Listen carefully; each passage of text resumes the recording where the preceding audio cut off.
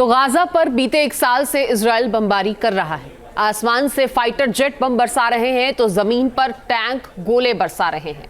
Israel के इस हमले ने गाजा को शमशान बना दिया है और हालात ऐसे हैं कि अगर यहां गाजा की अर्थव्यवस्था को पटरी पर लाना हो तो 350 साल लग जाएंगे।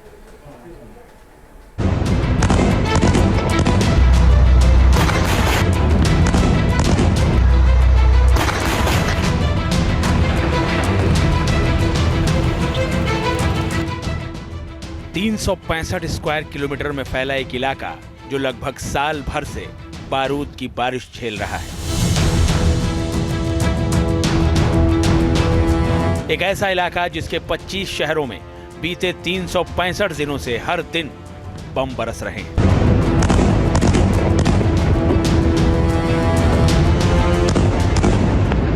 इजराइल ने गाजा नाम के शहर का वजूद लगभग मिटा दिया है।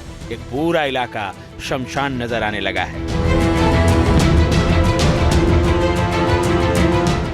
इजराइल के बदले की आग और हमास की जिद ने एक जीते जागते इलाके को मुर्दा कर दिया है।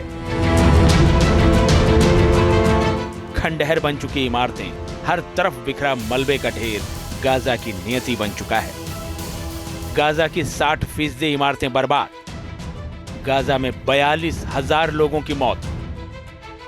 इजराइल ने हमास को खत्म करने के लिए उन इलाकों को पूरी तरह से बर्बाद कर दिया है जो कभी लाखों लोगों का घर हुआ करते थे। इजरायली सेना के हवाई हमलों का सबसे ज्यादा असर खान यूनिस, गाजा सिटी और जबालिया इलाके पर पड़ा है। न्यूयॉर्क टाइम्स की एक रिपोर्ट के मुताबिक गाजा की 60% इमारतें पूरी तरह से बर्बाद और तबाह हो चुकी हैं। संयुक्त राष्ट्र के मुताबिक गाजा पट्टी में जंग शुरू होने के बाद इस साल जून तक 39 मिलियन टन मलबा पैदा हुआ। इसमें रेत, बिना फटे बम, एस्बेस्टस, खतरनाक पदार्थ और यहां तक कि लाखों लोगों के अवशेष भी शामिल हैं। इसमें रेत, बिना फटे बम, एस्बेस्टस, खतरनाक पदार्थ और यहां तक कि लोगों के अवशेष भी शामिल हैं। गाजा के हॉस्पिटल, मस्जिद, स्कूलों को इजरायली तोपखानों ने मलबे में तब्दील कर दिया है। गाजा के सांस्कृतिक और धार्मिक स्थल पूरी तरह से तहस नहस हो चुके हैं। गाजा की अर्थव्यवस्था पूरी तरह बर्बाद। अर्थव्यवस्था पटरी पर लौटने में लगेंगे 350 साल।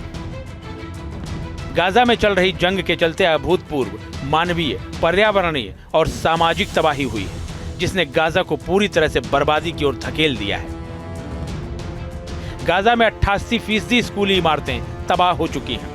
36 अस्पतालों में से 21 पूरी तरह से तबाह हो चुके हैं। 105 प्राथमिक स्वास्थ्य केंद्रों में से 45 बर्बाद हो चुके हैं। 59% बुनियादी ढांचा ध्वस्त हो चुका है।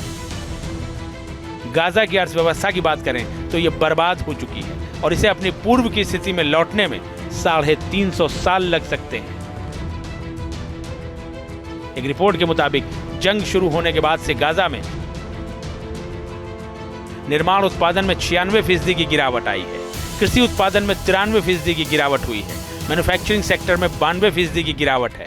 सेवा क्षेत्र के उत्पादन में 76% की गिरावट दर्ज की गई है।